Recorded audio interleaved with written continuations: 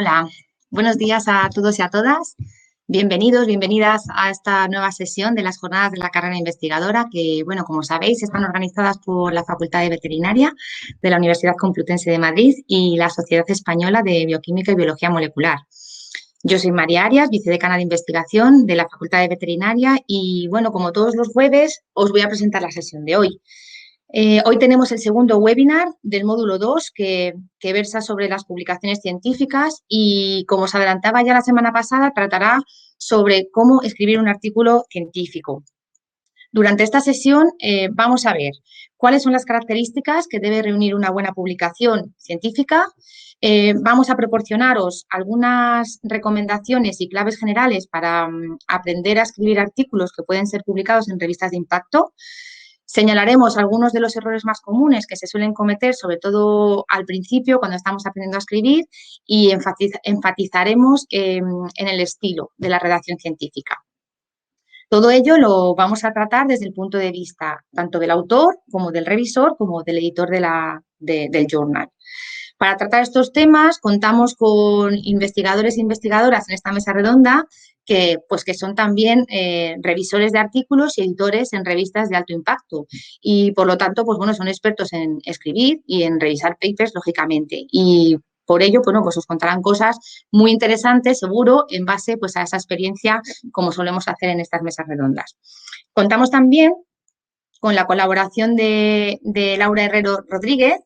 Laura Herrero es profesora agregada al Departamento de Bioquímica y Fisiología de la Facultad de Farmacia y Ciencias de la Alimentación del Instituto de Biomedicina de la Universidad de Barcelona. Y Laura va a ejercer hoy de moderadora de esta sesión. Así que nada, Laura, muchas gracias por participar y por ayudarme a preparar esta mesa redonda. Y bienvenida. Quiero agradecer también la asistencia a todas las personas que nos acompañáis esta mañana al otro lado de la pantalla. Creo que hoy somos como unas 550 personas y también quiero agradecer, por supuesto, a los participantes que tenemos hoy en esta mesa redonda, que seguro que va a ser de muchísimo interés. Os recuerdo que a lo largo de la sesión va a aparecer el enlace de la página web de investigación de la Facultad de Veterinaria, entre otras cosas, donde podéis encontrar toda la información sobre estas jornadas y las grabaciones de las sesiones anteriores que ya hemos tenido y que también las podéis encontrar en el canal de YouTube de la Fundación General de la UCM. Antes de darte paso, Laura, si me permites, también quería deciros o recordaros, no tiene nada que ver con las jornadas, pero bueno, recordaros que hoy celebramos el Día Internacional de la Mujer y la Niña en la Ciencia y que en la Facultad de Veterinaria también hemos organizado un montón de cosas súper interesantes, como son mesas redondas que las hemos grabado, exposiciones online y documentales que os recomiendo que echéis un vistazo. Lo podéis ver en la página web también de la Facultad de Veterinaria, en la pestaña de investigación y, también os irán apareciendo algunos links a lo largo de la sesión. De verdad, os recomiendo que lo veáis porque creo que os va a gustar un montón. Así que nada, dicho esto, yo sin más te voy a pasar la palabra, Laura, para que cuando quieras comiences y des paso a la sesión. Y muchísimas gracias por estar aquí. Muy bien. Adelante. Gracias, María, y enhorabuena a ti y a la Fundación por la organización de estas jornadas que considero muy útiles, informativas y muy bien organizadas. Buenas tardes a todos. Os doy la bienvenida a la sesión de hoy, que está titulada «Cómo escribir un artículo científico, pautas y claves». Agradezco al gran número de personas que tenemos ya inscritas y que muestran su interés por la sesión de hoy, que promete ser muy interesante. Tenemos unas 546 personas inscritas, así que bienvenidos a todos.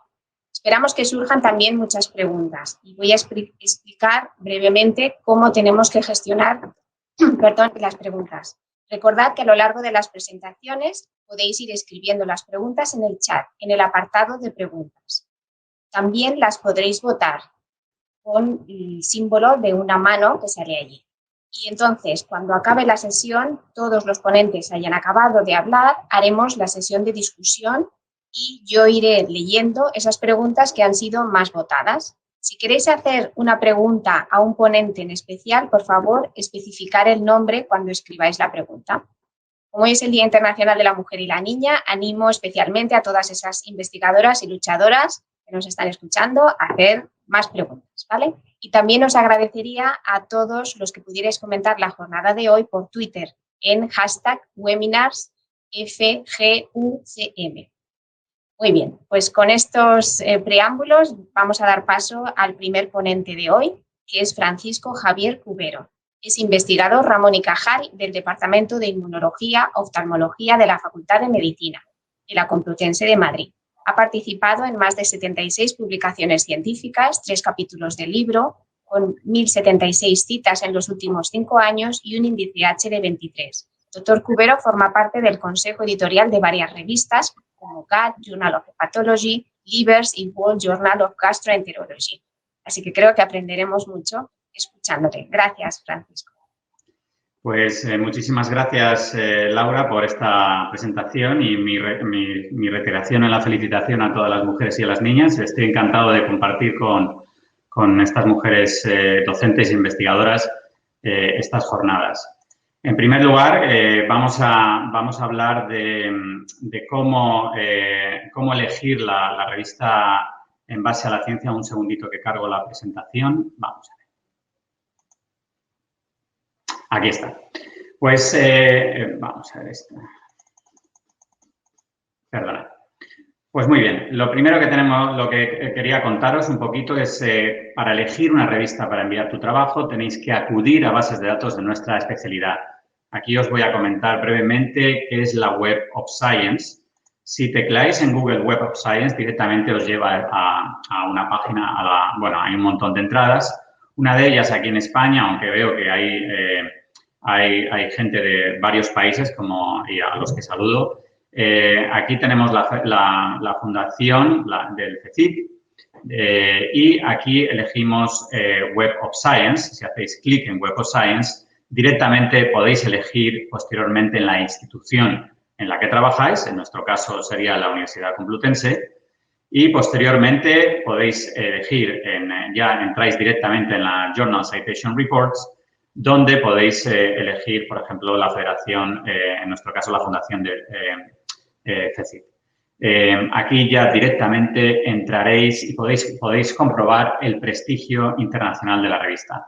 Esto os va a dar el parámetro del factor de impacto. No me voy a detener mucho, ya que la próxima jornada, el día 18, vais a hablar un poquito de todos estos parámetros, pero simplemente mostraros que una vez que entráis en el Journal Citation Reports, podéis ver todas las revistas y todos los por categoría o directamente encontrar revistas, es decir, categorías como economía, matemáticas, todo tipo de ciencias sociales, naturales, podéis ver por categoría y entrando podéis ver también la revista en cuestión que os interese y que sea más afín a vuestro tema. Si, por ejemplo, tecleásemos aquí Nature, que la conocéis todos, directamente os daría el factor de impacto. Aquí vais a tener toda esta información. Mucha de esta información nos la piden en muchas instituciones o para nuestro currículum en España o bien para la acreditación. Y aquí tenéis todo el tipo de información, dónde se encuentra la revista, cuál es la editorial, en el caso de Nature Publishing Group, y el factor de impacto. El factor de impacto del último año, que es, como veis, 42,779, y el tipo de revista. Es una revista multidisciplinar. Pues bien, también podemos ver, tenéis que comparar la calidad de vuestro artículo con la de los publicados en las diferentes revistas. Una cosa que ayuda mucho es hacer una lista de revistas con un rango de impact factor que vosotros consideréis objetivo, es decir, que no sea como un New England Journal of Medicine, pero que tampoco sea muy bajo, que sea objetivo y que los aims, los objetivos y el alcance de la revista coincidan con vuestro trabajo. También resulta muy útil hacer un Excel con la tasa de aceptación y rechazo, ya que si tiene un rechazo muy elevado, una acceptance rate muy baja, entonces va a ser muy difícil que podáis publicarlo y tenéis que tener datos muy buenos. Es importante saber de cuánto tiempo disponéis. Por lo tanto, hay que comprobar también el tiempo que tardan los revisores en enviar la revisión y el editor en realizar la decisión. ¿Y cuánto trabajo os va a llevar a hacerlo? Por eso, como os voy a recalcar un poco posteriormente, es importante leerse con cuidado las instrucciones para los autores. Aquí mismo, en la página que os he mostrado en la Web of Science de Nature, podéis ver bajo el ranking y veis cada año el ranking de Nature siempre está en el primer cuartil, por lo tanto, y además está entre el 90 y el 100%, por lo tanto, también pertenece al primer decil. Luego tenéis distintos cuartiles, pero bueno, como digo, esto os lo comentarán la semana que viene. Por tanto, la última parte de elegir una revista es cuánto dinero tenéis para gastaros, porque esto es importante desde el punto de vista de que los costes de publicación y sobre todo para Open Access están aumentando de manera considerada.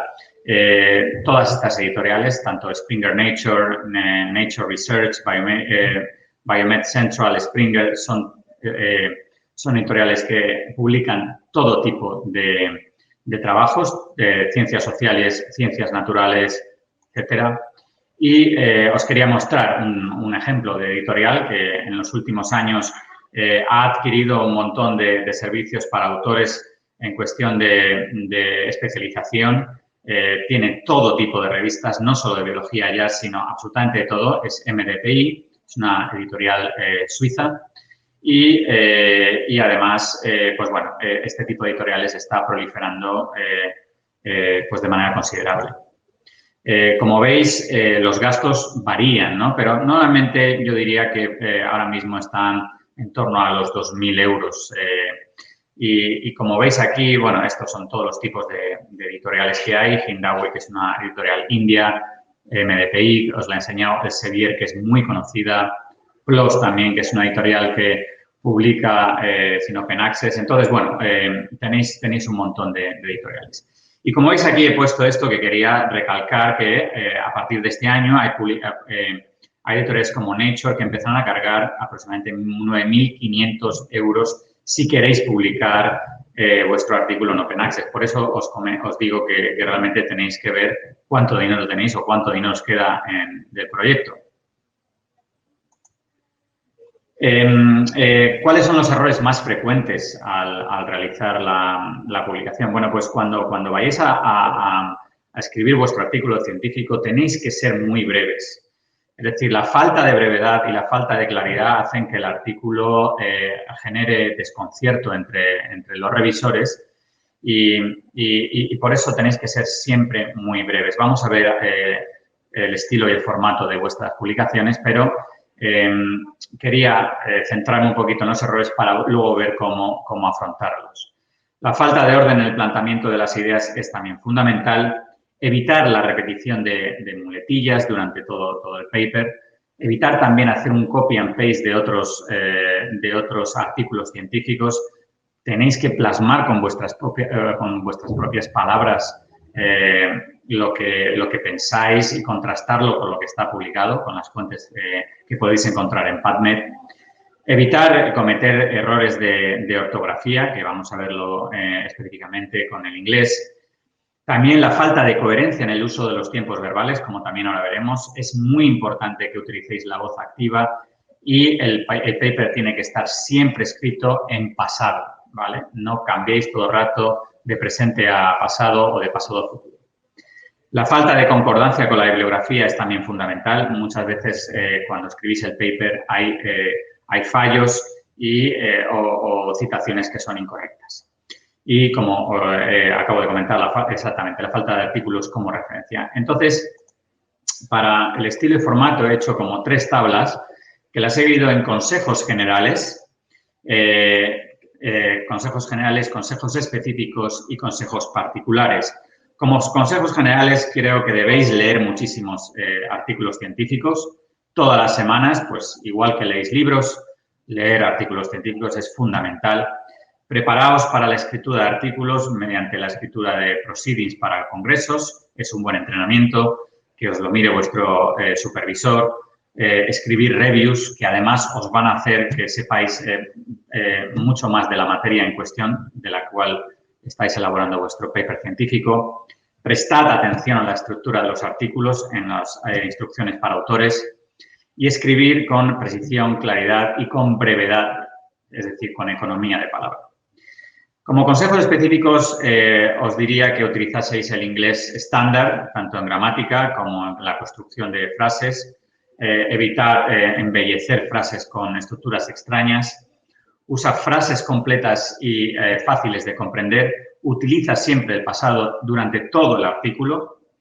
Siempre, además, utilizar la estructura de we, la primera persona de plural, o la forma pasiva, ¿no?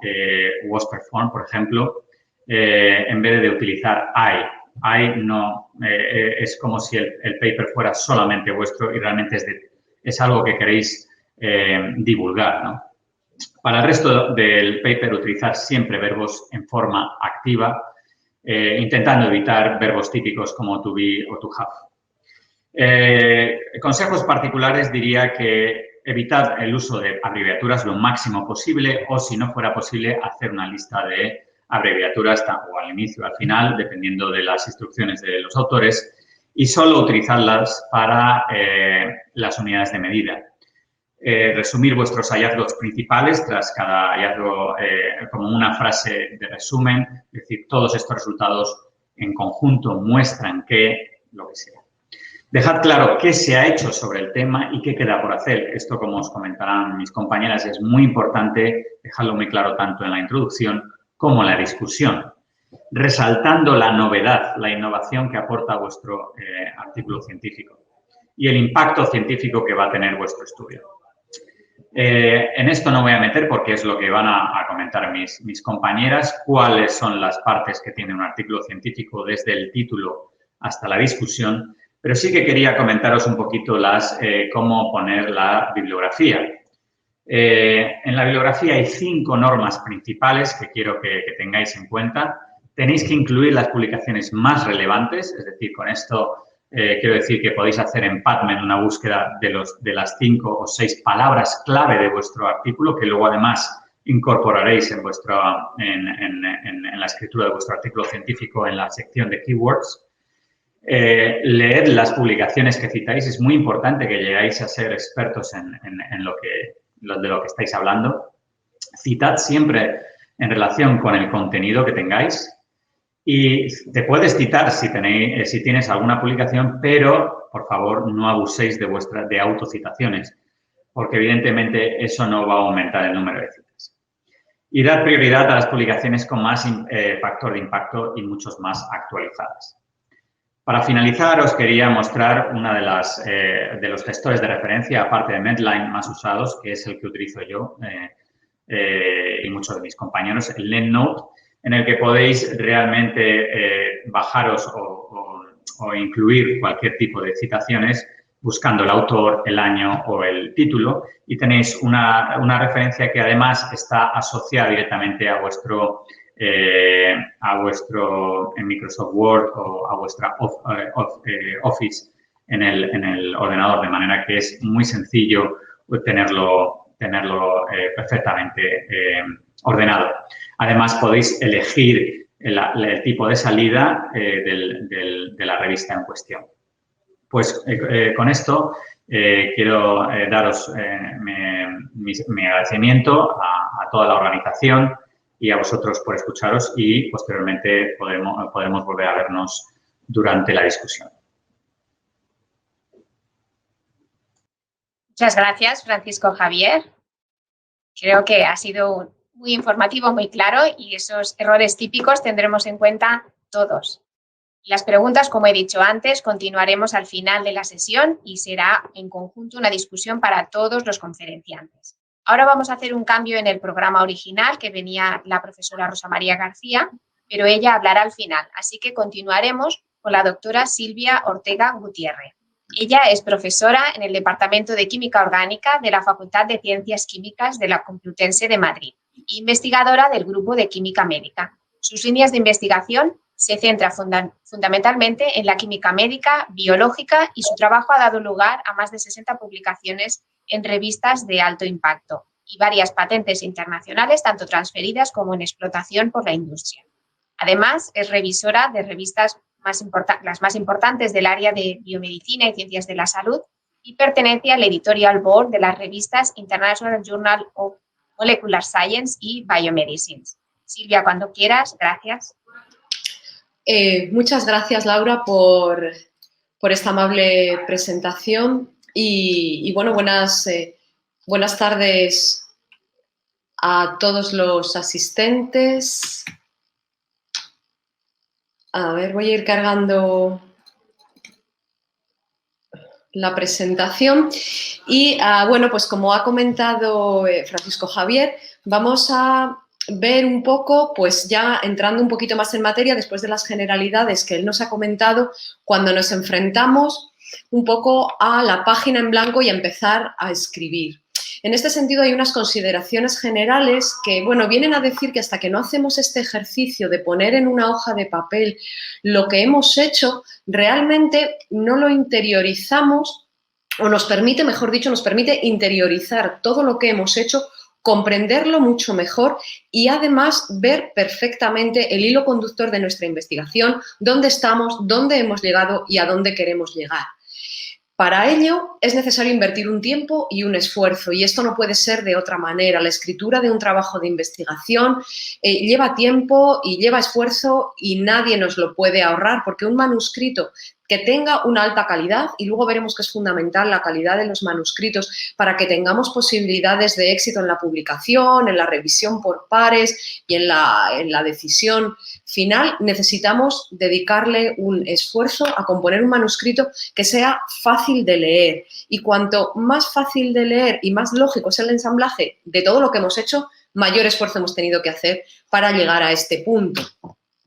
En este sentido, pues bueno, no podemos olvidar que tendremos momentos que todos hemos experimentado y que experimentaremos repetidamente porque ponemos mucho esfuerzo, mucha implicación emocional en muchas ocasiones porque ponemos resultados de experimentos que nos han llevado años el tener a punto y en ocasiones nos encontramos con que la respuesta por parte de los referees es negativa o por parte del editor no es muy positiva, pues tenemos que enfrentarnos un poco a eso y es, bueno, pues así es la vida y así es este mundo y todos nos hemos encontrado con grandes alegrías cuando nos aceptan un artículo y con grandes momentos, pues bueno, de frustración o de enfado cuando no logramos pues el objetivo que queremos o cuando consideramos que nuestra ciencia pues no ha recibido el feedback que nosotros habíamos esperado. Pero esto es normal y hay que contar con ello.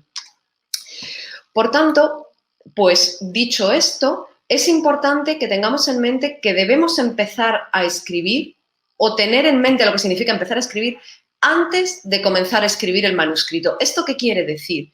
Que antes de comenzar a escribir el manuscrito propiamente dicho, tengo que plantear si tengo una buena historia que contar y elegir la revista, como nos han comentado anteriormente. Es decir, yo tengo que desarrollar un plan de publicación en el que yo a priori piense en la hipótesis que quiero proponer y que quiero demostrar.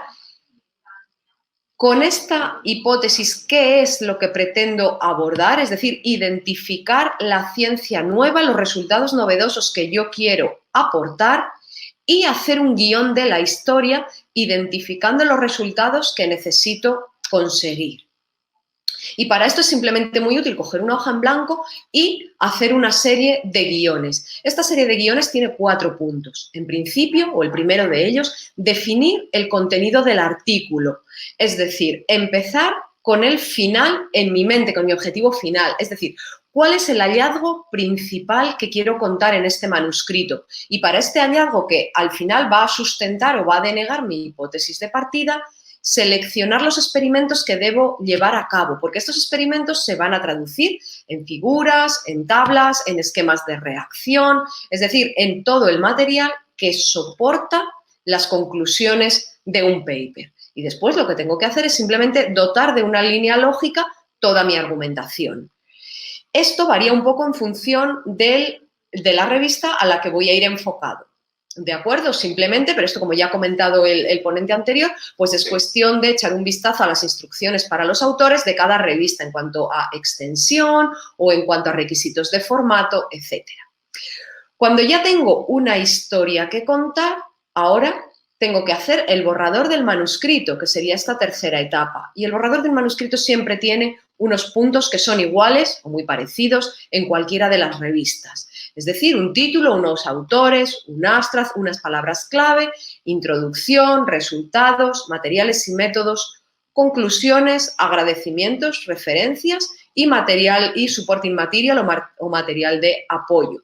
En esta ponencia iremos revisando todas estas partes detalladamente.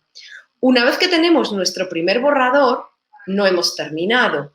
A partir de aquí llegamos al punto 4, que implica revisar, reescribir, volver a revisar y volver a reescribir tantas veces como sea necesario.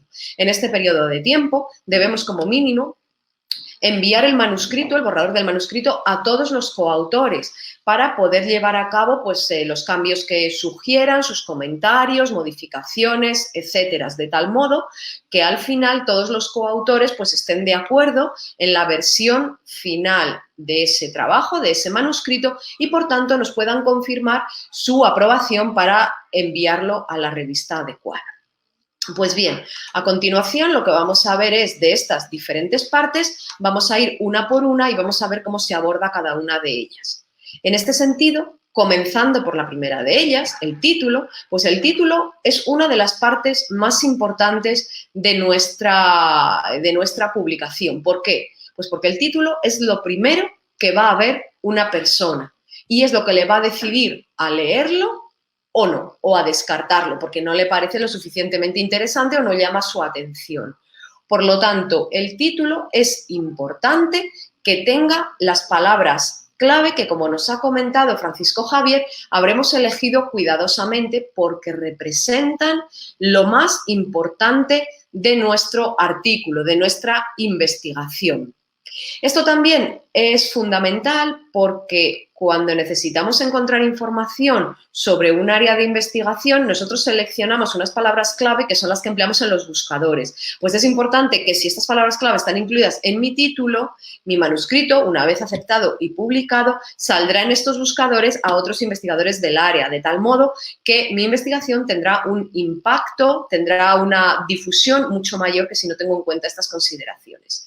El título tiene que ser breve, pero tiene que tener impacto, es decir, ¿por qué los lectores deberían prestar atención a mi artículo? Pues debo indicar lo más novedoso, lo más importante, lo más relevante o innovador de los resultados que voy a contar y darle el énfasis adecuado. Es decir, si yo resumiera en una frase cuál es el aspecto más importante de mi artículo, eso tiene que estar condensado en el título. Cuestiones a evitar en un título. Bueno, pues ahora veremos que el título nos tiene que indicar específicamente de qué va el manuscrito. Y de hecho puedo hacer una tabla parecida a la que estamos mostrando aquí, con la evolución de un título en la que voy respondiendo a las diferentes preguntas. ¿Cuál es el resultado fundamental que estoy mostrando? ¿Cómo se ha llevado a cabo el diseño del estudio y quién ha participado? Añadimos las palabras clave que consideramos fundamental que aparezcan y a continuación voy haciendo una frase que voy acortando o ampliando si veo que me he dejado algo por mencionar, de tal modo que hasta el final llego a un título que es breve, que carece de abreviaturas, que resume los aspectos más importantes del trabajo, las conclusiones fundamentales y que es específico y no es vago ni tampoco es muy general, ¿de acuerdo? Que son los errores más comunes en los títulos. Para esto muchas veces es necesario comenzar por una frase e irla puliendo poco a poco hasta que llego a un título final. ¿De acuerdo? Como forma general, bueno, pues evitar un poco frases muy amplias o vagas o un estudio sobre o los efectos de... No son los efectos de en general, sino esto produce este efecto. Este efecto es debido a la acción de lo que corresponda. Y además tener en cuenta que el título contiene las palabras clave importantes para que cuando se introduzcan estas palabras clave en los buscadores, pues mi manuscrito salga recogido ahí. Una vez que tenemos nuestro título, tenemos que incluir los autores. Identificar quién debe ser un autor pues a veces es una tarea difícil, sobre todo en trabajos que han costado mucho tiempo, se han desarrollado durante un largo periodo de tiempo y a veces pues hay contribuciones de mayor extensión y contribuciones menores, pero todas ellas al final son necesarias para, digamos que para soportar o para sustentar las conclusiones del trabajo. Por lo tanto, todas estas personas pues tienen que ser autores o merecen ser coautores de nuestro trabajo. En función de los diferentes proyectos, de las diferentes áreas de investigación y en muchas ocasiones de las revistas, el número de autores es muy variable. En esta diapositiva pues podéis ver dos ejemplos quizá un poquito extremos. Un paper publicado recientemente en Nature con más de 50 autores y otro trabajo también publicado recientemente en una revista un poco más específica con 6 autores, que es un número, pues bueno, digamos que bastante reducido, porque también es verdad que la ciencia tiende cada vez a ser más multidisciplinar, lo que implica que mayor número de personas procedentes de diferentes backgrounds o con diferentes grados de experiencia, pues contribuyen al resultado final de un artículo.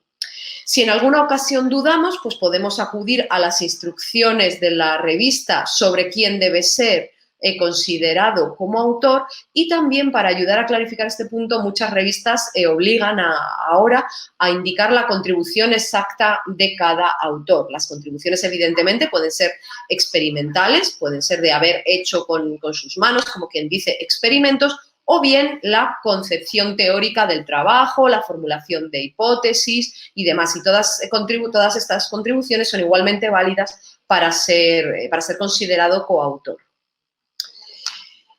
Bien, una vez que tenemos nuestro título y una vez que tenemos nuestra lista de autores, la siguiente parte de un artículo es el abstract. Aunque estamos siguiendo el orden, digamos, de las diferentes partes que nos encontramos en un artículo, yo particularmente el abstract lo escribo siempre al final. ¿Por qué? Pues porque tiene que ser un resumen muy bien hecho de todo el artículo.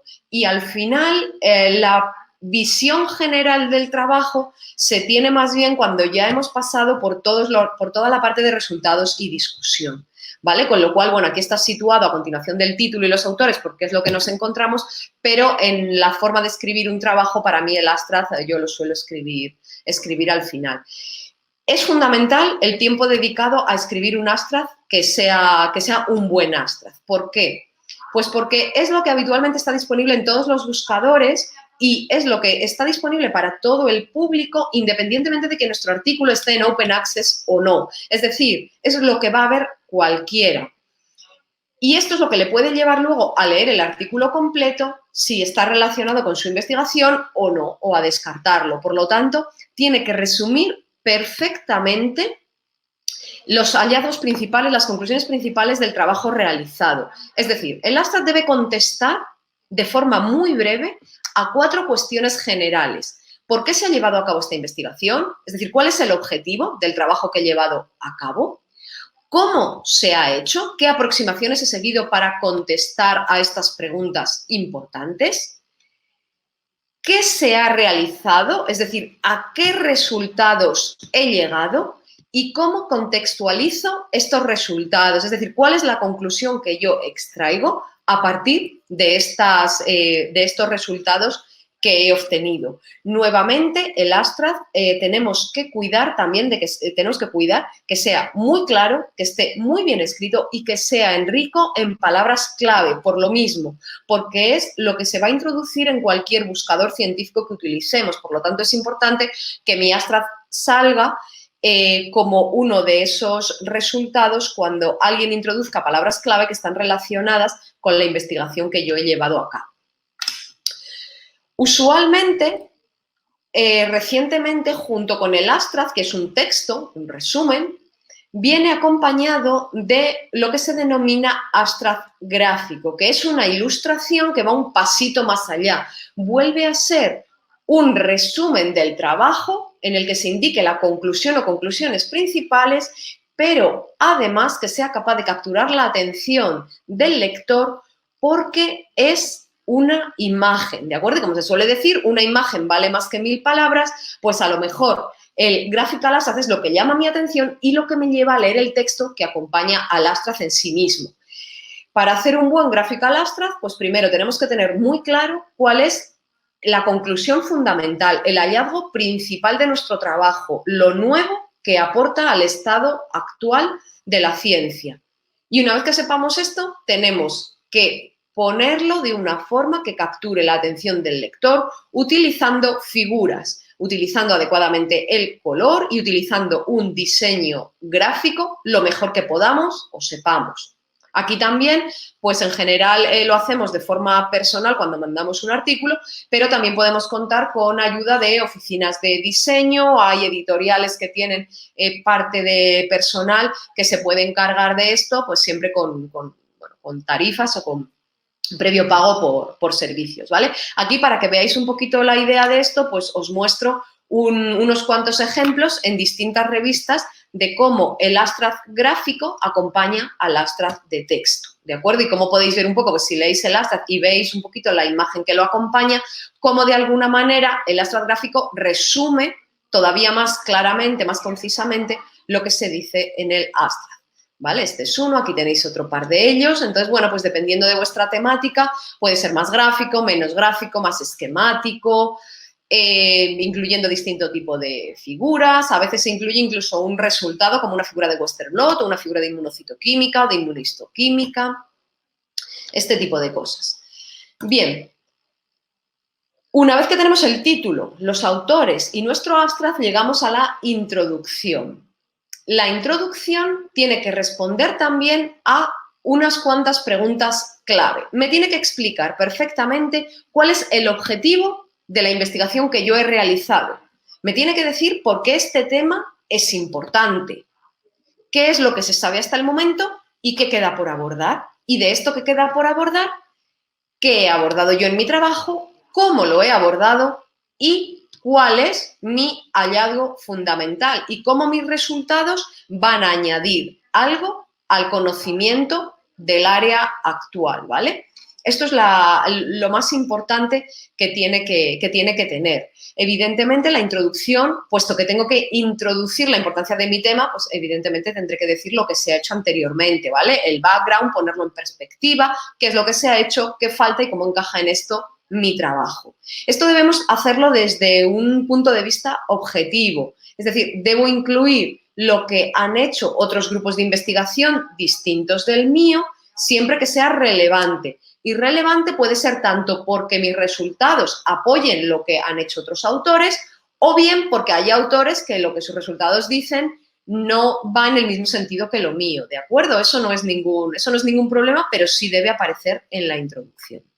Bien.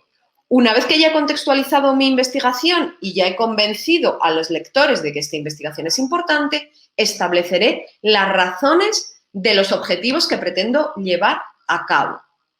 Y en la introducción es donde van la mayor parte de las citas de un artículo y un poquito complementando lo que ha dicho Francisco Javier, pues el número de citas tiene que ser pertinente, es decir, ni muchas ni pocas. Para un artículo de investigación, pues yo diría que de 30 a 40 citas es más que razonable. Tienen que estar actualizadas y no puede ser que yo diga, por ejemplo, recientemente se ha demostrado y me voy a la cita y es de hace 20 años. Pues bueno, esto no es muy reciente que digamos, ¿vale? Así que las citas, las referencias siempre tienen que estar lo más actualizadas posible y además, en general, utilizar referencias que sean de revistas de índice de impacto alto. Y luego, pues cuidar un poco el formato, un poco en la línea de lo que ha comentado ya Francisco Javier. Problemas a evitar en la introducción. No se puede ser muy general, es decir, yo tengo que centrar mi tema específico de investigación. No debo omitir estudios realizados por otras personas, ni tampoco debo pues ni sobredimensionar la importancia de mi trabajo, ni tampoco introducir afirmaciones vagas que al final no quieren decir nada. Y mi introducción en general siempre tiene que terminar con una clara definición del objetivo de mi investigación, cómo lo voy a llevar a cabo y cuál es la hipótesis que yo pretendo pues o bien confirmar o bien descartar. Una vez dicho esto, pues tendré terminada una introducción bastante razonable y pasaremos a la siguiente sección que ya continuarán comentando mis compañeros de mesa redonda. Y simplemente para terminar, pues bueno, tenéis aquí, cuando esto se ponga disponible en YouTube, pues tenéis aquí algunas referencias que podéis consultar si queréis una mayor información sobre este tema. Muchísimas gracias a todos los participantes y a la Fundación por organizar estas jornadas. Muchas gracias a ti, Silvia, lo has explicado muy claro y haciendo énfasis en los primeros puntos importantes del título, autores, contribución, abstract, introducción. Yo me quedo con el título que, como bien has dicho, es un primer filtro y o lo ponemos muy claro, atractivo y el mensaje, o de ahí ya, ¿verdad?, no pasa. Gracias, como lo has explicado. Ahora continuaremos con María Villalba, que nos va a explicar la parte de material y métodos y resultados, con las figuras y las tablas, cómo prepararlo. Presento un poco a María para que la conozcamos todos. Es licenciada y doctora en veterinaria por la Universidad Complutense de Madrid. Actualmente trabaja como investigadora postdoctoral en el Centro Nacional de Investigaciones Cardiovasculares y como profesora asociada del Departamento de Medicina y Cirugía Animal. Además, es miembro y secretaria del Comité de Ética y Bienestar Animal de la Facultad de Veterinaria e integrante del equipo editor de la revista Journal of Cardiovascular Translational Research. Gracias, María. Adelante. Gracias, Laura, por la presentación. Bueno, pues como ha comentado Laura, vamos a hablar ahora y mis compañeros de la metodología o de cómo hacer la metodología, la sección de materiales, métodos y resultados.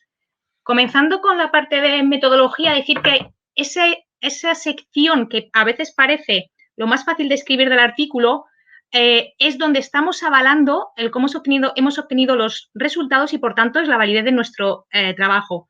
El revisor, cuando lea el artículo o esta sección, va a mirar dos cosas principalmente. Una, si la metodología es apropiada, si con los métodos que estamos utilizando resolvemos el problema o somos capaces de aceptar o rechazar la hipótesis que se ha planteado.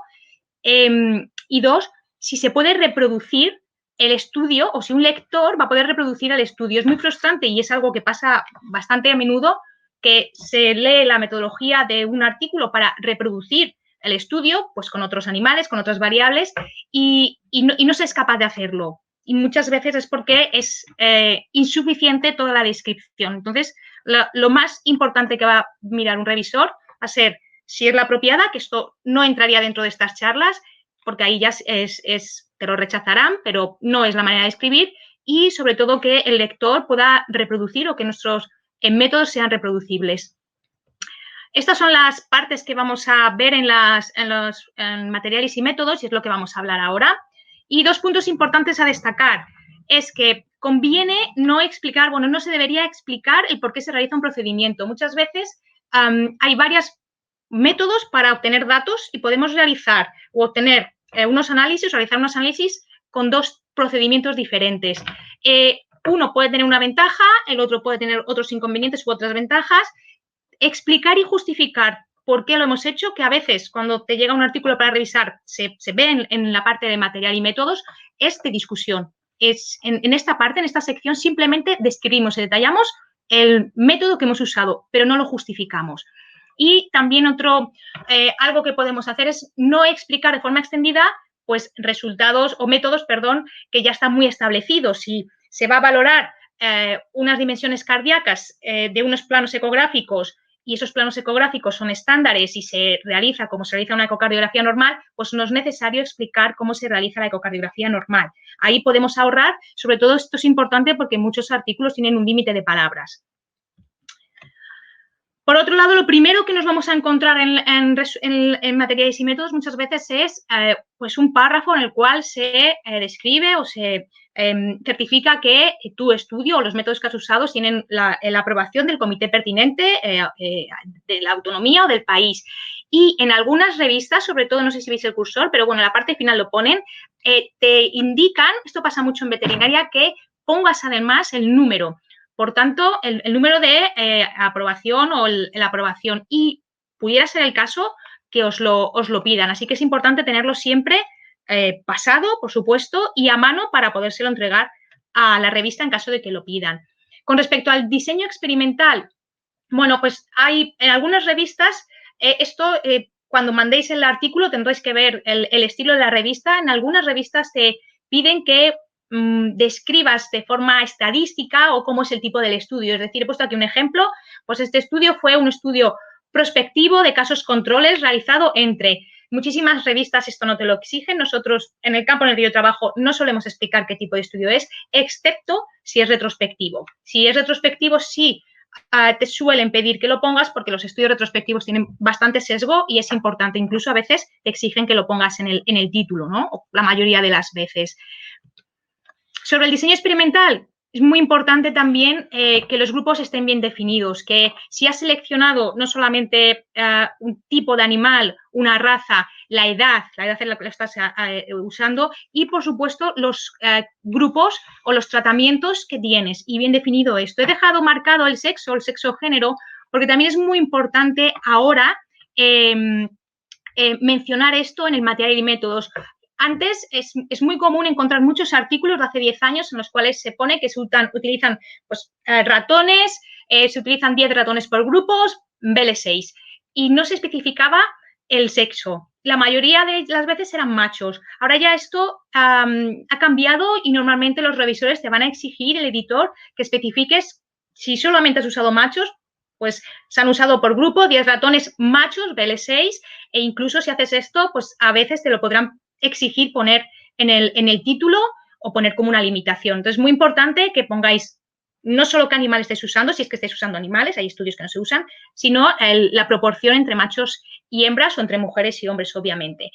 Con respecto a la estructura del material y métodos, pues que sea concisa, que sea breve, que sea fácil de que esté seccionada por cada uno de los procedimientos y algo que es útil para el lector entender el proceso es si describimos el material y métodos en un orden cronológico, es decir, empezamos por los ratones que estamos usando o los fármacos que estamos usando, o no siempre se usan ratones, obviamente, después por todo el abordaje que se ha hecho, procedimientos no invasivos, y la parte final, pues todos aquellos procedimientos que, por ejemplo, si estás usando animales vivos, pues que ya se hacen sobre los propios tejidos.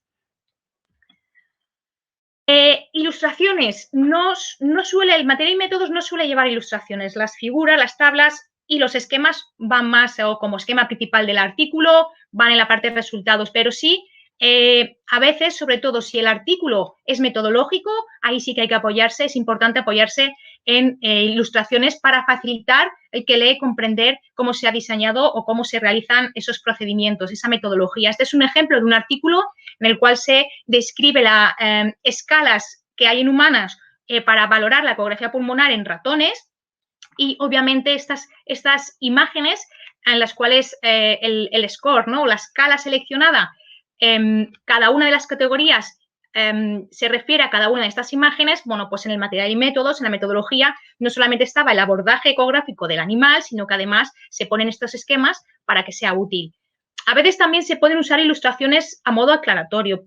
Ahora, en perspectiva, este es un artículo del grupo, por ejemplo, esta imagen sobra. Es una imagen de una metodología muy sencilla, se hace un procedimiento a un animal a nivel basal, en el tercer día se hace una ecografía, a los 28 se repite y se extraen el tejido.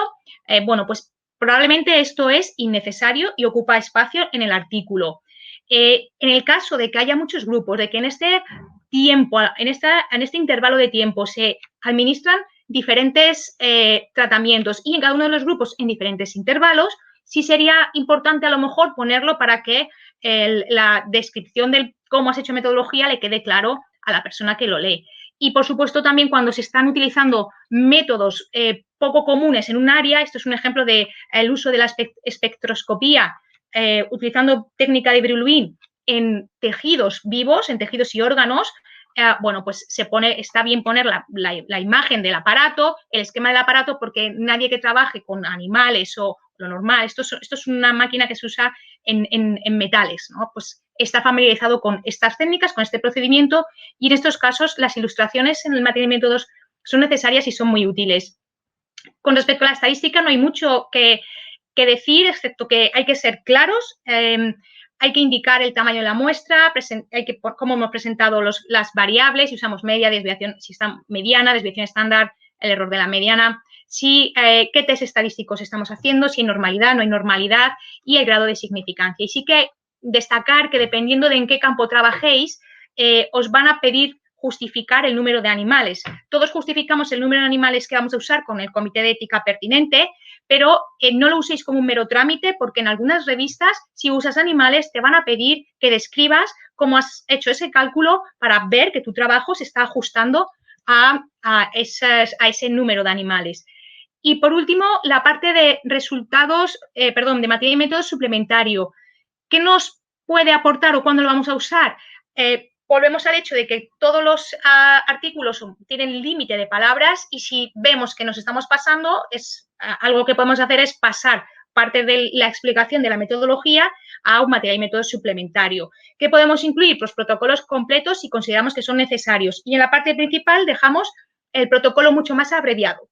Podemos incluir cuando hay que hacer listas de componentes usados, muy típico, cuando se hacen QPCRs, bueno, pues todos los primers que se usan no los detallas en la parte principal de esta sección, sino que lo describes luego en material suplementario o incluso procedimientos menos importantes.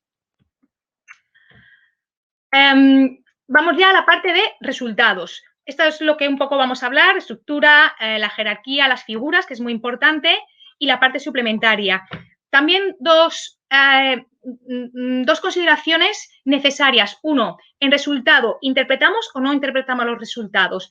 Bueno, vais a encontrar diferencia en según qué revista. En algunas revistas, sencillamente quieren o se pretende o se plasma el resultado conciso y sin interpretación, porque cuando interpretamos emitimos juicio y emitimos nuestro juicio sin interpretación. Simplemente hemos encontrado que esto está reducido, hemos encontrado que esto está aumentado, hemos encontrado que la supervivencia es menor, hemos encontrado mayor mortalidad. Pero en otros artículos vais a encontrar que junto con este dato bruto de un resultado se pone una pequeña interpretación, siempre y cuando esa interpretación sea algo bastante lógica y poco controvertida, y después haría una discusión general. Esto hay que adaptarse a la revista en la que vais a publicar. Y muy importante, no duplicar datos. Esto es otro error muy frecuente. A veces parece difícil no duplicar datos cuando pones una figura. Claro, ¿cómo citas esa figura en el texto? Pues he puesto un pequeño ejemplo con una figura hecha rápida aquí sobre con el PowerPoint. Si consideramos importante el peso en nuestro artículo y, por tanto, lo vamos a poner como figura, si lo ponemos como figura, nosotros ya aquí estamos viendo que la media, por ejemplo, del grupo control sería 4,2, que el grupo con el tratamiento 1 está en 2,2 y que el grupo con el tratamiento 2 está en 3,4. O sea, no es necesario volver a repetir esto porque ya lo estamos aportando. Entonces, esto sería un error frecuente de repetir la información. El peso del grupo control fue X, el del grupo, eso ya está descrito. ¿Cómo lo podemos hacer? Porque obviamente hay que referenciarlo. Bueno, pues simplemente ya dando un poquitín la interpretación de lo que hemos visto. El peso del grupo con el tratamiento 1 fue estadísticamente menor que el del grupo control, pero no que el del grupo con el segundo, perdón, que el del grupo control, pero no que el del grupo con el segundo tratamiento. Y sí, la figura que sea correspondiente. Es una manera de hacerlo y no duplicar datos, porque es un error muy frecuente. Por supuesto, el resultado más importante del estudio, lo primero, siempre. Hay que jerarquizar y lo más relevante, lo primero en todas las secciones. ¿Cómo lo podemos estructurar? Es muy útil estructurarlo si se ha hecho secciones en el material y métodos. Es útil y fácil y facilita mucho luego la lectura al que lo está leyendo, el hacer las mismas secciones para plasmar los resultados. Este es otro ejemplo de un artículo. Bueno, pues en la sección de material y métodos está la terminación de la CAM, en español SCAN, y la recuperación. Cuando se hacen los resultados, hay un subapartado en el que se pone CAM del isoflorano o recuperación de la anestesia. Y es una manera muy sencilla de estructurar y muy práctica de estructurar el artículo. Por otro lado, en aquellas revistas, estas, por ejemplo, es un Circulation, en las cuales te permiten, es más, te incitan, ¿no?, a que hagas pequeñas interpretaciones, la estructura de los resultados es diferente y englobas cada uno, aunas todo lo obtenido en estos procedimientos, los datos obtenidos de los procedimientos en materia de métodos, para darles una pequeña estructura o interpretación. Es decir, por ejemplo, aquí la primera sección, esto está tal cual las secciones en este artículo. Sería que, bueno, esta mutación en este ratón induce, con este tipo de ratón, induce la disfunción biventricular y reduce la supervivencia. Bueno, pues esta conclusión o esta interpretación está sacado no solamente del número de ratones donde se estudia la supervivencia, también de la ecocardiografía, porque es donde está. Entonces, aquí se podría hacer pequeñas interpretaciones y también tienen que estar bien seccionadas y bien estructuradas. Las figuras, pues una imagen vale más que 1000 palabras, eso en todas las ramas de la vida, y si tienes unos resultados potentes y son estadísticamente significativos y es importante en tu estudio, llévalo a una figura. Hay un número limitado de figura en casi todas las revistas, 6, 7, dependiendo de la revista. ¿Qué podemos hacer? Bueno, por ejemplo, esto es una manera de hacer una figura. Esta es la figura 1 de un artículo. Bueno, pues simplemente tiene el resultado de la CAM del isoflurano. Pero si consideramos que tenemos muchas gráficas importantes y que es mejor plasmarlo visualmente que redactándolo, se pueden combinar todas las gráficas y hacer la figura 1 y ponemos figura 1A, 1B, 1C, 1D. Y muy importante que cuando se está se están escribiendo los resultados, siempre vaya en correlación y en orden. No puede ir antes, no podéis explicar antes el resultado de la figura 2B que el de la 2A. Así que muy importante que lleven esa misma cronología. Con respecto a las tablas, pasa lo mismo. Hay un número limitado de tablas, así que las tablas que consideréis menos importantes a la figura. Tienen que ser precisas, fáciles de interpretar, y en esto es algo que a veces ocurre que las tablas, esto luego es la edición que hace, pero es verdad que sobre un cuerpo de una tabla bien formada. Es muy importante que la presentación de las figuras y las tablas sea adecuada y que sea elegante, porque cuando recibes una tabla en material suplementario o en cualquier formato, las columnas están irregulares, no están alineados. A veces ocurre que lo recibes en un Word y la letra es diferente. Se ha desviado un poco la columna. La sensación que te da de esos autores es de poco cuidado y sin querer al final vas a leer el artículo con una sensación de que esos autores pueden no ser cuidadosos y va a repercutir negativamente sobre tu artículo. Las tablas y las figuras tenéis que ponerle un título de tabla y una leyenda que permita que una persona cuando lee el artículo cuando lee esa tabla o lee esa figura o la está viendo, tenga la suficiente información para saber de qué se está hablando, de dónde se han salido los datos, qué test estadístico se ha hecho y, por supuesto, que indica cada una de las abreviaturas, la N, así que todo tiene que explicarse por sí sola. Hay muchas personas que, por supuesto, leen el título, leen el abstract y lo siguiente, yo entre ellos, lo siguiente que hago es mirar las tablas y las figuras y hacer yo mi propia interpretación antes de leer lo que pone los autores, porque cuando lees lo que ponen los autores te llevan a su visión. Entonces, a mí me gusta primero interpretar yo, tener mi visión y luego leer lo que para no estar sesgada. Entonces, para hacer eso es necesario que la tabla y la figura pueda de toda la información necesaria. ¿Cuándo usamos una tabla? ¿Cuándo usamos una figura? Bueno, pues cuando vamos a poner los datos en figuras cuando lo que queremos es resaltar las diferencias entre grupos. Si no, si son muchos datos, pero bueno, unos tienen unas diferencias, otros otros, y no es lo más importante de nuestro estudio, tenemos que poner en tablas. Y por último, la parte que nos vamos a llevar al suplementario, que tanto material y métodos como resultado suplementario lo que nos hace es, nos permite meter más cantidad de información en un artículo, en una estructura general que tiene normalmente límite de palabras, de figuras y de tablas. ¿Qué vamos a llevar? A veces los datos crudos, a veces nos lo van a pedir, tenerlos siempre preparados, sino aportarlos como suplementario. Datos menos relevantes y también datos que no han salido significativos, bueno, pues pueden pasar a la tabla. Y, por supuesto, todo lo que está en suplementario se tiene que describir en la estructura general. Con esto, nada, pues agradecer también la participación en estas jornadas, Laura, y terminado. Muchas gracias, María.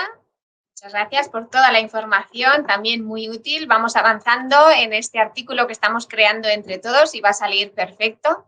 Ahora le toca el turno a la profesora Rosa María García, que nos va a hablar de la parte de discusión y conclusión, agradecimientos, financiación y el punto de vista de los editores y referees, que también es muy importante. La profesora, la doctora Rosa María García, Es profesora titular del Departamento de Fisiología de la Facultad de Veterinaria, también de la Complutense de Madrid. Es autora de más de 40 artículos científicos en revistas de alto impacto y en más de 100 comunicaciones en congresos tanto nacionales como internacionales. Desde hace años participa como revisora científica de numerosas revistas indexadas en el Journal Citation Report y en el área de ciencias veterinarias, biología reproductiva y ciencias animales. Además, es editora asociada de la revista Frontiers in Veterinary Science y es editora invitada en la revista Animals. Rosa, por favor, cuando quieras, muchas gracias. Muchas gracias, Laura, por tu presentación.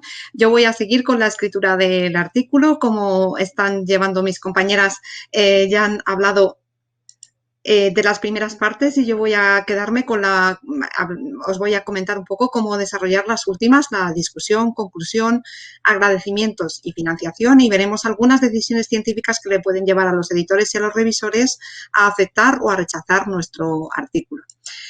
Bueno, lo primero es que, haciendo un poco una recopilación de hasta dónde hemos llegado ahora, tendríamos que, en la introducción hemos comentado que habría que indicar cuál es el problema que vamos a tratar en nuestra investigación y cómo está la bibliografía referente a ese problema. Y como comentaba Silvia, al final tenemos que terminar con unos objetivos o con qué es lo que queremos nosotros, una hipótesis de qué es lo que queremos estudiar.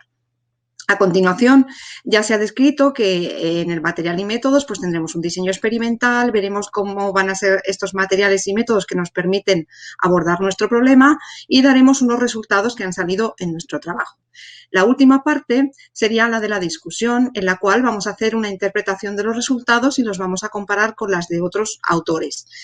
Posiblemente se describe que esta es la parte más difícil. Yo diría que desde luego la discusión junto con el abstract y el título puede que sean de las partes más difíciles de escribir del artículo, y sobre todo cuando eres un escritor novel o cuando eres un doctorando y te enfrentas por primera vez a la escritura de un artículo, suelen ser de las partes más difíciles, porque tienes que tener muy bien dominados los resultados que han salido en tu trabajo y porque tienes que conocer muy bien cuál es el estado del arte de ese problema que tú estás estudiando, y además conseguir hacer una buena relación entre tus resultados entre sí y también entre los resultados de otros autores. Bueno, es tan importante que puede ser clave para que nos acepten o nos rechacen el artículo. Si tenemos un buen diseño experimental y unos resultados potentes, pero la discusión no está trabajada y es una discusión débil que falla por todos los lados, desde luego esto va a dar muy mala predisposición al editor y a los revisores para que nuestro artículo sea aceptado, con lo cual es importante trabajar bien esta discusión. Y además, pues no es una discusión cerrada. Obviamente estamos en ciencia y todo tiene que ser abierto y más una discusión. Alguien decía que la ciencia o el problema que nosotros estamos estudiando es como un espejo que se ha roto en 1000 añicos y cada uno de nosotros tenemos una partecita del espejo. Con lo cual, pues vamos a dar unos resultados o vamos a intentar aprender o dar conocimiento sobre un poquito de ese problema, pero al final necesitamos el dibujo entero. Por lo tanto, no podemos sentar cátedra, sino que las discusiones suelen ser abiertas. Bueno, ¿cómo vamos a elaborar esta discusión? Pues tenemos que interpretar los resultados de nuestro trabajo, tenemos que relacionarlos entre sí y además poner las implicaciones más importantes que hayamos obtenido de este trabajo, relacionándolos con el contexto de la bibliografía que hay hasta la actualidad. Ya se ha hablado anteriormente, pero es necesario que tengamos referencias bibliográficas que sean lo más actualizadas posibles. Sin dejar de decir que hay veces que hay cuestiones que se han sentado, se han establecido hace años y que necesitamos utilizar esa bibliografía porque... Bueno, algunas claves que me gustaría comentaros para tener una discusión que pueda ser aceptable es que no es una recapitulación de los resultados, tenemos que hacer una exposición. A veces como revisor te encuentras que algunos autores que no están muy versados en cómo escribir artículos científicos incluso hacen una recapitulación de resultados, pero es que incluso aparecen las P's, las significaciones estadísticas, en la discusión ya no se ponen este tipo de menciones a la estadística, sino que se hace de una manera más expositiva. Una clave es empezar con la respuesta a la pregunta principal que hemos terminado en nuestra introducción. En la introducción ya hemos dicho que vamos a plantear cuál es nuestra hipótesis o cuál es nuestra pregunta, y que con el trabajo que hemos hecho debería quedar respuesta, deberíamos tener una respuesta y se debería empezar con ella en la discusión. La extensión debe de ser adecuada. A veces te encuentras que casi te han escrito una tesis en la parte de la discusión, y realmente esto hace que pierda validez, porque la discusión debe de estar muy centrada en el problema que nosotros hemos estudiado, y por tanto pues tiene que tener una extensión adecuada. Depende de la revista, te dejan que sea más larga, más corta por el número de palabras, pero desde luego el tema debe de estar centrado y por tanto la discusión con una extensión adecuada. Obviamente, como en todo el resto del artículo, tiene que ser clara y ordenada. Tiene que ser coherente con los resultados que hemos obtenido. Nosotros tenemos una hipótesis y a veces creemos que los resultados van a ser unos determinados, pero no salen esos. Entonces, tenemos que discutir realmente los resultados que nosotros hemos obtenido. Y algo que os recomiendo es que no ocultéis los resultados que no encajan bien, porque estamos en ciencias biomédicas, trabajamos con organismos vivos y a veces pues salen cuestiones que no son las que esperábamos y que no vemos cuál es la explicación. Hay que intentar discutir, ver cuáles son las razones de que hayan salido esos resultados, intentar dar una explicación coherente, y si no la encontramos siempre nos puede quedar quizás coletilla de decir, podemos hacer que necesitamos nuevos estudios que avalen estos resultados. También podemos hacer una crítica a los métodos que hemos utilizado o al diseño si consideramos que con los resultados que obtenemos, pues que podríamos haber obtenido otros resultados si hubiéramos utilizado otra técnica quizás más precisa o hubiéramos hecho otro diseño experimental. No está de más que hagamos un juicio crítico y podamos valorar esto, que yo creo que los referees lo van a tener en cuenta. Obviamente la discusión tiene que estar bien hilada. Antes hablaban los resultados, los epígrafes que hemos puesto los resultados, a veces las revistas te permiten también tener epígrafes en las conclusiones, y si no, desde luego hay que intentar ser ordenado y llevar un poquito el orden que hemos tenido en los resultados para que el lector pues le sea más fácil de seguir.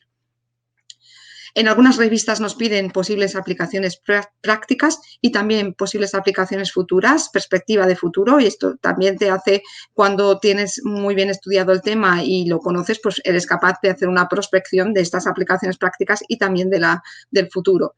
Y algunos estudios nos piden limitaciones de nuestro trabajo. ¿Qué vamos a poner aquí? Pues, por ejemplo, si hemos hecho un diseño experimental en el que utilizamos ratones de 3 meses y creemos que podríamos tener otros resultados si utilizáramos ratones más mayores, pues esto podría ser una limitación del estudio, por ejemplo.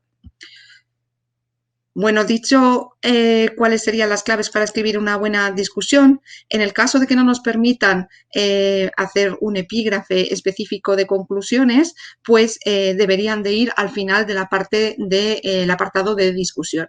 En otras revistas nos permiten hacer este epígrafe aparte. Y aquí lo que debemos de poner son las principales conclusiones del estudio y explicar además la importancia y relevancia de nuestros resultados, lo que hemos hecho en el campo de estudio en el que está encuadrado.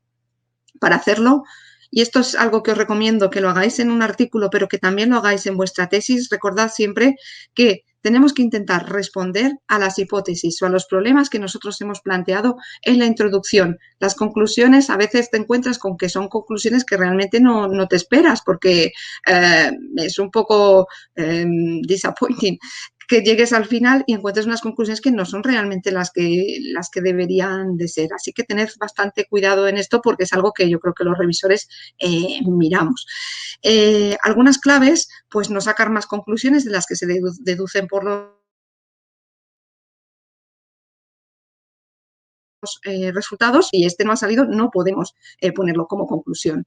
Y tampoco se pueden poner conclusiones universales por lo que decíamos antes, ¿no? Puede ocurrir que haya una extrapolación que cambie los resultados y realmente pues siempre son pequeñas conclusiones de lo que nosotros hemos estudiado. Y obviamente que sean claras. La claridad es algo que a lo largo del artículo tiene que quedar bastante patente para que sea fácil de leer y los lectores pues lo puedan seguir fácilmente.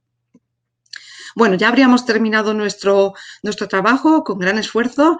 Nos falta poner los agradecimientos, que en un principio, si los autores se han elegido bien, no tendría por qué haber ningún problema aquí de cuáles son las personas que deben de ir en los agradecimientos, porque son aquellas que no entran dentro de lo que consideramos como criterio de autor, que ya se ha hablado de esto. Entonces, generalmente, pues se suelen poner personas que nos han ayudado de alguna manera en la asistencia en los experimentos, pues como pueden ser, como veis aquí os había puesto un servicio de imagen, un servicio de microscopía, un servicio de cromatografía, no sé, lo que queráis, servicios generales que nos pueden ayudar a hacer nuestra investigación. O bien también es muy habitual pues las personas que han cuidado de los animales o que están en los animalarios y que permiten que tengamos nuestros animales listos. Las personas que nos ayudan con el inglés o con el formato, o bien también pueden ser los jefes o jefas del departamento cuando realmente tienen una misión que da un soporte general, como puede ser que traigan financiación al departamento o cosas así. En el caso de que no haya un epígrafe específico de financiación, pues deberíamos de poner las subvenciones de los proyectos y también las becas o contratos de los autores y coautores del artículo. Debería de ser algo que todos deberíamos de hacer, y es que las personas que están agradecidas en este epígrafe de agradecimientos deben de ser conscientes de que aparecen en el paper de esta manera y que están de acuerdo. Y algunas claves, sobre todo, pues bueno, que no estamos haciendo literatura y no tenemos que hacer unos agradecimientos pues con palabras demasiado efusivas como excelente asistencia de quien sea que ha cuidado los animales, fenomenal. Pues no, tienen que ser unos agradecimientos breves y concisos. Bueno, por último, para terminar el artículo, tenemos que poner en muchas ocasiones cuáles han sido las fuentes de financiación, es decir, fondos de proyectos públicos de programas nacionales e internacionales, en los cuales aparezca normalmente el nombre de la agencia que ha dado la financiación y también la referencia del proyecto, el número del proyecto. También cuando hay organizaciones privadas o empresas hay que referirlo, y aquí no voy a entrar demasiado porque seguro que en la sesión que hay de ética se va a hablar, pero claro, hay que preguntar si estas empresas pueden tener algún interés comercial y también las cuestiones éticas. Hay que referirse también a las patentes si es que las hubiera. Y en el caso de que no haya habido fondos que financien el trabajo, pues hay que referirlo también y decir que no, que esto nadie lo ha financiado. Bueno, ya tendríamos nuestro artículo escrito con las pautas que hemos hablado. También tendríamos ya elegida la revista y empieza el proceso de peer review. Es decir, que la revista va a mandar al editor nuestro artículo. Si considera que tiene unas características que ahora hablaremos de ellas, las pasará a revisión, a los revisores.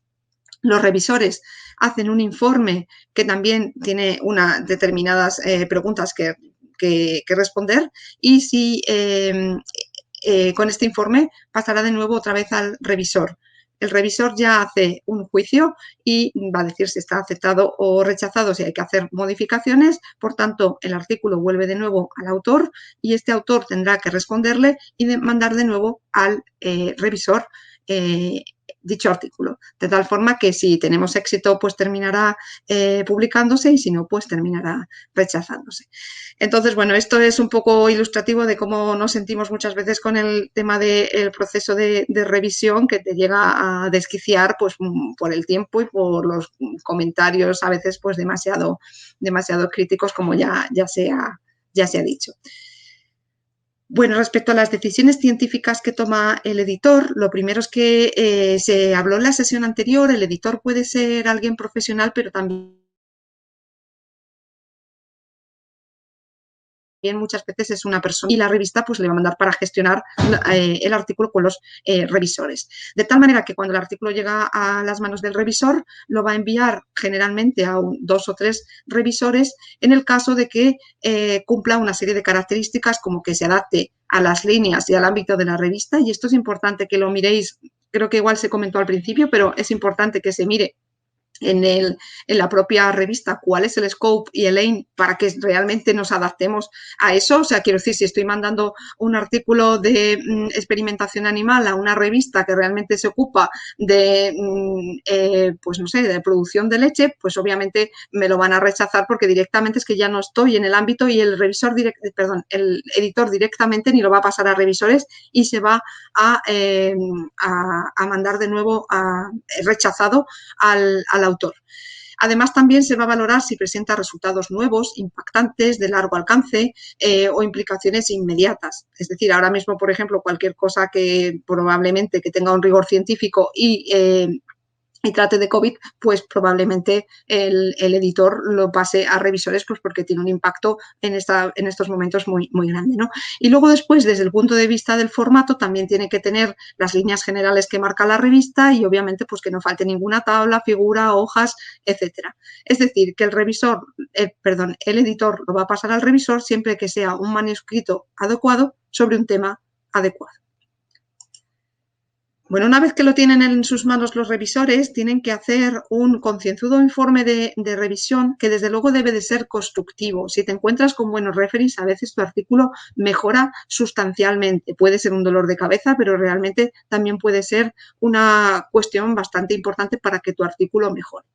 Y a la hora de responder a las preguntas, pues a veces te encuentras con que las revistas no siempre hacen el mismo formulario, pero sí más o menos son generales y las vas a tener que responder en el informe o en una página web de alguna manera. Lo que se va a preguntar a los referees es, por un lado, sobre la originalidad y novedad, si el trabajo es novedoso, si es original, si va a avanzar el conocimiento con este trabajo que hemos hecho.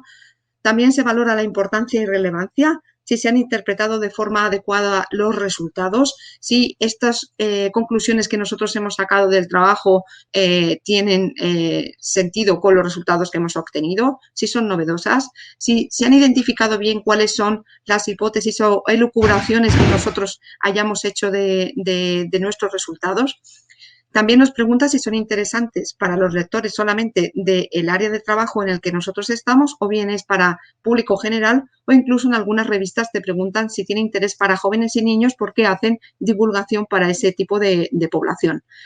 El mérito general nos preguntarán por él y nos preguntarán si realmente la revista tiene algún beneficio que publique ese trabajo, si sirve para que se avance en el conocimiento del tema, si es un problema que realmente es importante el que abordan los autores y que además lleva tiempo sin que se haya podido resolver, y también nos pregunta si se hacen aproximaciones que sean distintas e inteligentes en relación a otras que se han llevado a cabo del mismo problema.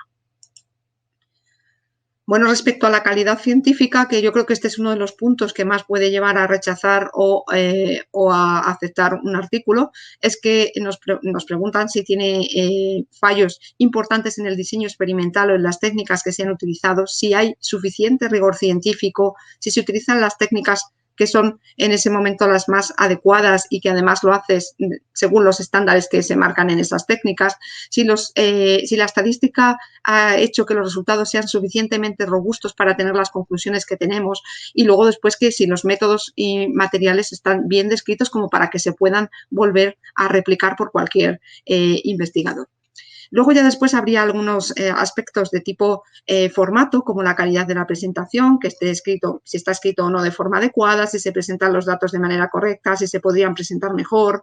El nivel de inglés del texto, nosotros que no somos nativos, creo que siempre es un talón de Aquiles. Os recomiendo fervientemente que si no estáis muy cómodos con el inglés, utilicéis un servicio que os ayude comercial que os ayude con este tema o personas nativas, porque al final, pues si tenemos unos resultados estupendos, pero no hemos sido capaces de plasmarlo bien en el documento y de que sea legible, pues vamos a tener muchos problemas y bueno, pues no es agradable, obviamente, leer este tipo de artículos.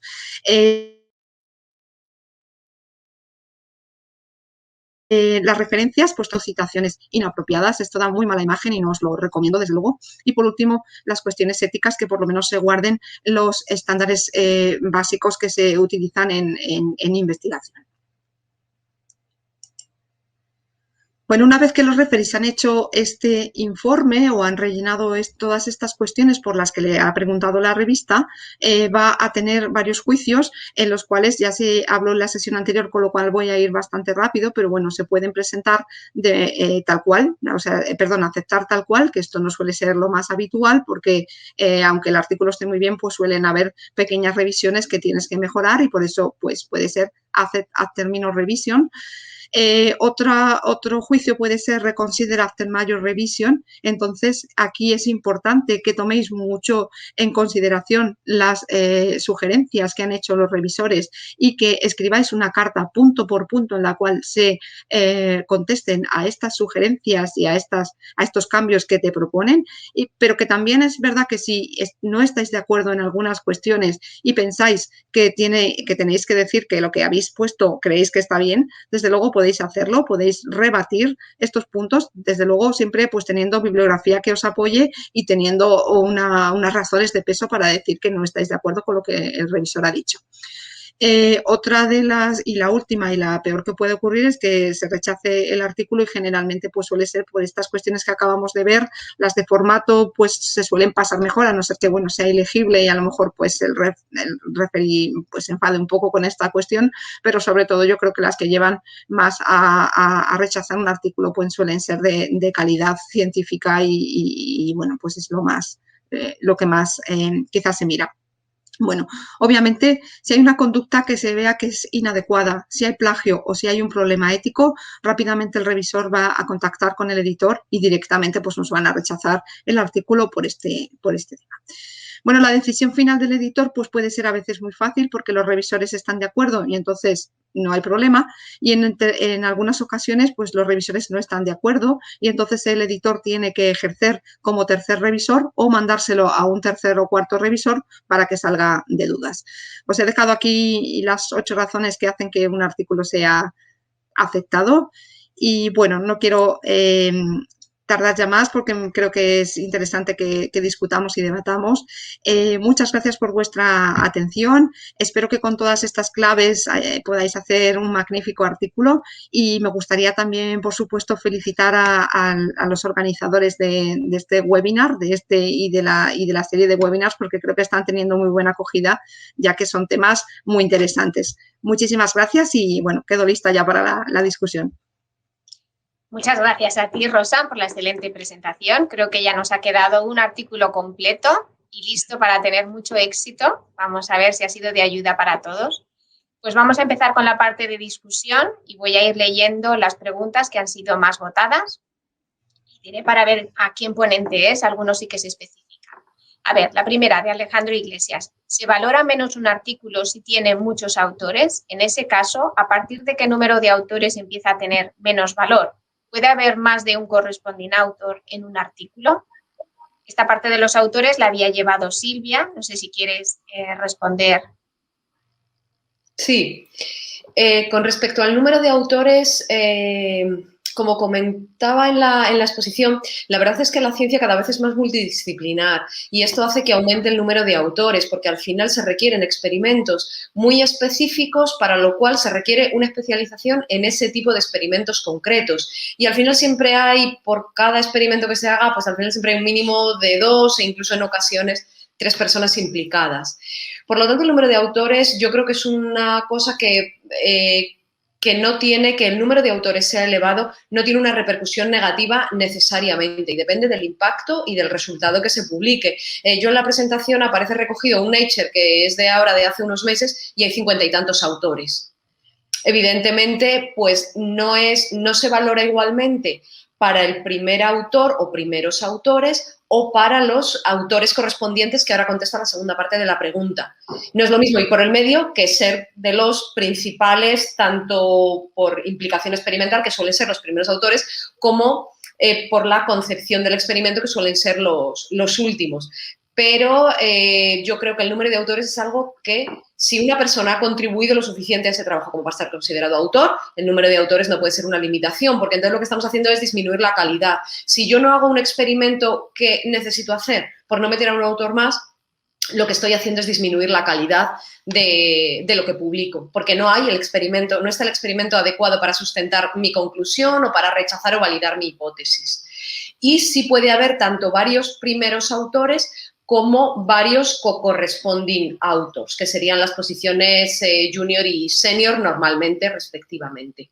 Puede haber, pues, dependiendo también del número de autores totales, del tipo de las diferentes áreas que contribuyan a un trabajo. Por ejemplo, cuando hay dos áreas principales, pues no lo sé, en una cosa que lleva una cuestión teórica importante, por ejemplo, en el área de la química, predicciones teóricas, cálculos computacionales, que luego se validan experimentalmente, pues a lo mejor el project leader o el autor principal, tanto de la parte teórica como de la parte práctica, que es otro laboratorio, pues van como co-corresponding author. Y hay dos primeros autores también, cada uno de los cuales ha hecho la parte experimental correspondiente a esto. Y como este caso, pues muchos. Y lo más importante es que la calidad de los resultados que se publican sea buena y que estén sustentados por los experimentos adecuados. Muy bien, gracias, Silvia. Ahora otra pregunta también de Alejandro Iglesias, y esta es para Francisco Javier. ¿Qué clasificación de revistas, según sus índices de impacto, es más fiable? ¿La de Journal Citation Report o la de SCR, Simago? Por otro lado, ¿qué recursos recomendáis de cara a seleccionar la revista más adecuada para publicar un artículo? Tipo el Journal Finder de Elsevier.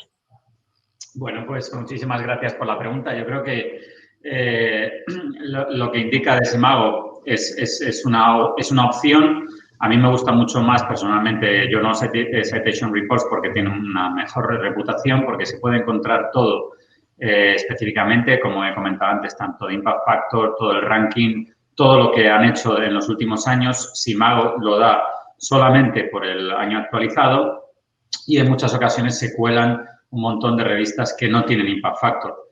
Entonces, hay que tener un poquito de cuidado con eso. Para elegir la revista, como os he comentado antes, podéis hacer directamente en el Journal of Citation Reports, que también lo veréis como Clarivate Analysis, que se llama así. Podéis hacer un ranking por categoría y ahí podéis escoger desde los que tienen mayor Impact Factor hasta los menores. Como decía, hay que ser muy objetivo para no perder el tiempo y ser objetivo con lo que tenéis de resultados y centraros realmente en revistas que sean análogas a los resultados que tengáis. Muy bien, gracias. Otra pregunta también para ti, Francisco Javier. Perfecto. Y esta es de Irene Aliagas. Dice, ¿cómo accedemos al acceptance rate y al tiempo hasta la primera decisión? En muchas revistas no es fácil encontrarlo. Estoy de acuerdo. Ahora mismo la mayor parte de las revistas con un Impact Factor entre 7 y 20 ya tienen en la página web principal, después de los editor in chief y toda la información, normalmente viene claramente el tiempo de revisión, que normalmente es durante 2 semanas. Ahora, últimamente estaba viendo, hay revistas que ya te piden que mandes los reviews en 1 semana, lo cual es muy apurado porque para hacer el reviewer tiene que tener, o sea, el referee tiene que tener un poco de seguridad con lo que pone y leerse el artículo con mucho cuidado. Entonces, normalmente tardan 2 semanas y el acceptance rate, pues cuanto más impact factor, menor es, ¿no? Las revistas que tienen aproximadamente un impact factor de 20 es menor de un 2-5%, mientras que cuanto más menor impact factor, pues más acceptance rate. Muy bien. Ahora una pregunta de Alicia González. Dice, cuando se evalúa una publicación, por ejemplo, para acreditaciones, presentación de tesis, etcétera, entiendo que es para poner el currículum, ¿el índice de impacto de la revista se tiene en cuenta la del momento de evaluación o la del año en que se publicó? Yo aquí, si queréis, muestro mi opinión y vosotros ahora me corregís, pero siempre se ha de poner el año en que se publicó la revista en el currículum. Entonces, a veces lo que pasa es que, por ejemplo, acabo de publicar un artículo ahora y entonces pongo el índice de impacto que tengo ahora mismo en mis manos, pero sale todavía el del 2020. Entonces, quiere decir que el año que viene, cuando yo vuelva a revisar mi currículum, tendré que actualizar aquellos artículos que me quedaron todavía pendientes porque el índice de impacto no estaba actualizado. Entonces, siempre se ha de contar el índice de impacto del año en que se publica el artículo. ¿Algo que queráis añadir? Nada, que simplemente Totalmente. que estén atentos porque la última semana de junio son en los Impact Factors de cada año. Muy bien, pues todos atentos en junio para actualizar los currículums. Venga, una pregunta de Arantxazu San Agustín. ¿Es adecuado, si el editor ha rechazado tu artículo, contestar por email al editor con argumentos que crees que no se han tomado en cuenta o responder a sus comentarios si crees que podrían ser valorados más positivamente? Quizá esta pregunta la podría responder Rosa, que ha hablado del tema de editores, ¿verdad? Bueno, sí, pero me gustaría igual que lo debatiéramos porque la verdad es que yo creo que no es lo más habitual escribir al editor. Sí, quizás lo que, pues es verdad que los referís a veces no han entendido, y hay otra pregunta por ahí de este tipo, no han entendido tu trabajo y sí que puedes hacer una valoración, pero realmente a los editores cuando lo rechazan es un poquito más complicado el poder dar argumentos porque no hay como mucha vuelta atrás, creo yo. Lo que sí puede ser, y es que a veces te dicen que asignes otra revista, efectivamente, si lo que estaba comentando antes, si tú estás completamente equivocado con el scope de la revista y has elegido una que no es, dentro del propio grupo te pueden decir que si, del propio grupo editorial te pueden decir que si crees que está mejor ubicada en otra revista y que la pueden transferir. Pero realmente lo del editor no sé qué opinan mis compañeros. Yo con mi experiencia, si os digo, es verdad que en general siempre vamos con la opinión de los referees y una vez está hecha la opinión y el editor ha tomado la decisión, pocas cosas podemos cambiar. Pero a mí me ha pasado que, no sé si a vosotros habéis tenido también experiencias así, que he visto que las respuestas de los referees eran totalmente injustas. Pues veía a lo mejor 2 que sí, 1 que no y el editor había dicho que no. Y bueno, o mandaban a otro cuarto revisor y a lo mejor también decía que sí. Bueno, opiniones que veías que no te encajaba bien y tenías dudas. Y entonces, en ese caso, sí que escribí una carta directamente a la editora, pues por este motivo, educado, ¿no? Por este motivo considero que se tendría que dar otra oportunidad. No sirvió de nada, pero yo me desahogué y me quedé a gusto. Otras veces también con el teléfono, pues a ver qué ha pasado, ¿no? Al editor o a tal. Pero pocas veces se consigue cambiar la decisión final. Sí, mi experiencia también es un poquito en esta línea, que se puede hacer, pero que en general no sirve de nada, excepto, bueno, un poco de desahogo y demás. Hay contadas ocasiones que sí que puede hacer, o sea, en general, una vez, como habéis dicho vosotros, una vez que se ha tomado la decisión es muy difícil volverla para atrás. Hay en ocasiones que son las mínimas, pero puede ocurrir que de verdad haya algún tipo de error en la evaluación, algo que se ponga que no está, pero en verdad sí que está, porque bueno, hay veces que los referees también pues son humanos y se equivocan, o a veces por cuestiones de presión de los editores o de ciertas editoriales, pues te llegan los mails de urgente, manda tu revisión, y a lo mejor, pues bueno, se comete un error y algo que sí que está o algo así, pues no se contempla. Pero esto ocurre muy raramente. Yo, desde mi punto de vista, es como cuando uno ha suspendido y va a la revisión del examen. Pues te puede pasar que el profesor se haya equivocado al sumar y tienes un 5,5 y no has sumado porque se ha olvidado sumarte una cosa. Pero es raro que ocurra. Ya. Entonces, bueno, yo en mi experiencia, yo tengo que decir que en una ocasión sí que logramos un cambio, pero en las restantes no. Y habré participado en Rebuttal Letters 3, 4 quizá, tampoco mucho más, ya digo, porque en general, aunque en el momento pues te enfada mucho y consideras que es una injusticia y demás, pues bueno, termina siendo más productivo ponerte a, bueno, pues coger de lo que te dicen, que siempre hay algo que es útil, aunque tú sientas que no y que es muy frustrante y que tú lo habías hecho perfecto, pero siempre en lo que te dicen hay partes de razón y al final es más productivo coger esto y, bueno, y reanalizar el scope de la revista o el impacto de tus resultados y o bien hacer más experimentos o pensar en otra revista para mandarlo, pero al final esto es más productivo. Si en algún caso concreto de verdad hay un error, pues sí es correcto escribir al revisor y hacérselo notar, pero ya digo que en general es muy, muy, muy raramente ocurre. En esta misma línea tenemos otra pregunta de Azucena Jiménez que dice: si uno de los revisores tiene sugerencias en las cuales evidencia que no ha entendido bien mi experimento, el diseño, procedimiento, porque yo no me he expresado correctamente, ¿sería mejor tener un debate telefónico al respecto para agilizar la publicación? Creo que estamos en la misma línea de que poco se va a conseguir pero bueno, por intentarlo a lo mejor. ¿Algo que queráis añadir o comentar? Bueno, una cosa que lo del debate telefónico, con el referee dice, con el revisor, normalmente... No, creo que entiendo que es con el editor. Porque los revisores no sabemos quiénes son. Entonces entiendo Claro. que será algo que piensa que algo no ha quedado claro en su publicación y que el editor no lo ha entendido y dice si sería adecuado hacer una llamada telefónica. Yo para mí es como bien has dicho, Silvia, hay que optimizar nuestro tiempo, asimilar que no nos lo han aceptado, entenderlo e ir hacia adelante. Yo también estoy de acuerdo en eso. Muy bien. Venga, otra pregunta de Cintia Redondo. Tengo una pregunta para Silvia. Dice, ¿el abstract de un artículo científico tiene la misma estructura que uno de los que mandamos a un congreso o a un concurso? ¿Podemos utilizar el mismo? ¿Hay que cambiar el título para cada caso? En general sí hay que cambiar el título y en general nunca vale lo mismo para los casos diferentes, pero esto ocurre como casi todo en la vida. Cada vez que vas a hacer algo diferente, nunca te vale exactamente lo que ya tenías. Lo único que, hombre, si ya le has dado un trabajo antes, te va a costar menos. Si tú has escrito un abstract para un congreso, pues te va a costar menos hacer el abstract para la publicación. Pero luego hay cuestiones, además, de formato diferentes, incluso cumpliendo las mismas generalidades de que manifiesten los puntos principales, las conclusiones y demás.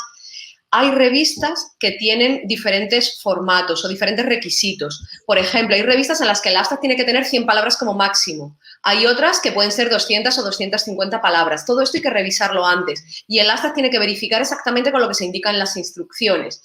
Porque en muchos casos nos podemos encontrar con que cuando se envía un manuscrito, que normalmente es a través de una aplicación telemática, ni siquiera nos cabe el abstract, ¿vale? Ni siquiera ya el sistema detecta que tiene más de las X palabras y nos corta el abstract, con lo cual hay que rehacerlo.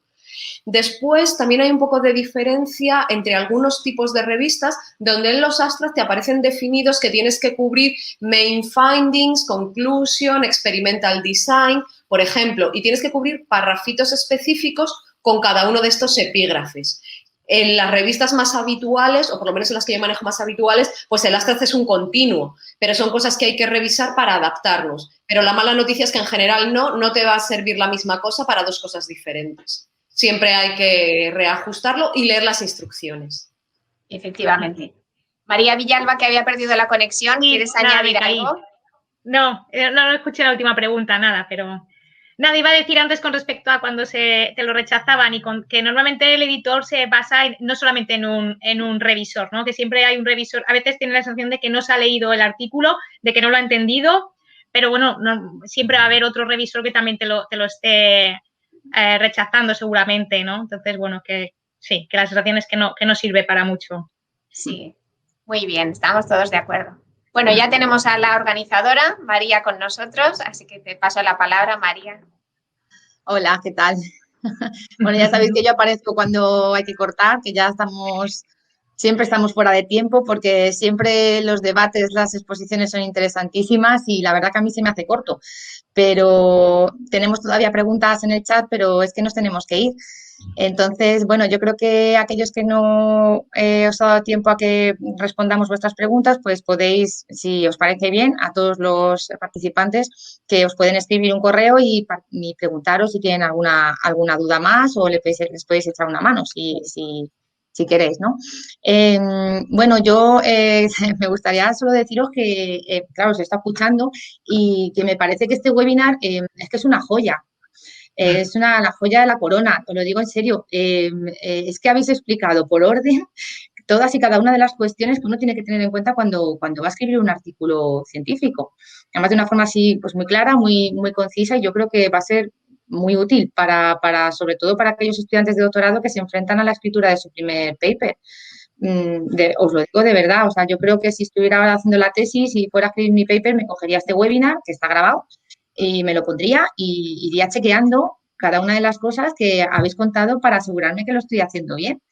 O sea que enhorabuena. Además también la parte previa que ha contado Francisco y la parte Francisco Javier y la parte posterior de la revisión por pares que ha contado Rosa son muy útiles. Entender todo ese procedimiento creo que va a ser muy útil para los estudiantes de doctorado, ¿no? Y hacer todo esto en una hora, pues creo que es muy complicado. Así que enhorabuena, de verdad, por vuestras intervenciones. Laura, gracias por moderar esta sesión.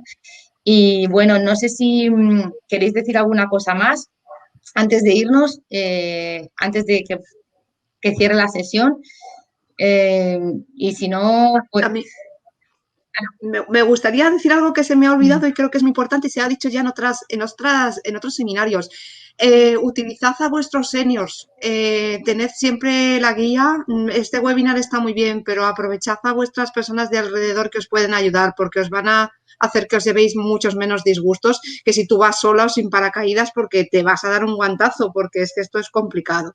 Entonces, aprovechad a vuestros mentores y a vuestros mayores que tengáis por ahí, porque esto puede ser muy importante. Muchas gracias. Muchas gracias. Sí. Estoy de acuerdo contigo. Gracias. Sí. Pero que también vean el webinar, que pregunten y se hagan el webinar para tener otros puntos de vista. Estoy completamente de acuerdo contigo. Bueno, nada, que gracias, ¿vale? Voy a cerrar la sesión, si os parece. Como siempre, además de agradeceros a vosotros que estéis aquí y vuestra excelente disposición para participar, tengo que dar las gracias también a la Escuela de Doctorado por apoyar esta iniciativa y a la Fundación General de la UCM, que es la encargada de la retransmisión. Y bueno, pues como siempre os voy a introducir un poquito al webinar que tenemos la semana que viene. Vamos a ver, como ya hemos aprendido en líneas generales cómo hay que escribir un artículo, pues bueno, el jueves que viene de lo que vamos a hablar es de cómo vamos a cuantificar la producción científica, la repercusión o los indicadores de calidad de nuestra investigación y el impacto social que puede tener la misma. Es decir, vamos a ver pues qué es esto del impacto bibliométrico de la investigación y hablaremos sobre índices de impactos, métricas de evaluación, rankings y bueno, también pues cómo promocionar nuestro trabajo una vez que ya lo hemos publicado para recibir más citas, ¿no? Incrementar el impacto del mismo. Así que nada, os animo a que nos sigáis la semana que viene porque seguro que va a ser muy, muy, muy interesante como todos los webinars. Y de nuevo, pues mil gracias a todos los que habéis participado en esta mesa, a todos los asistentes que estáis en el otro lado y que nos seguís todas las semanas. Y bueno, pues un fuerte abrazo a todos. Mil gracias. Así que hasta la semana que viene. Buenas tardes. Adiós.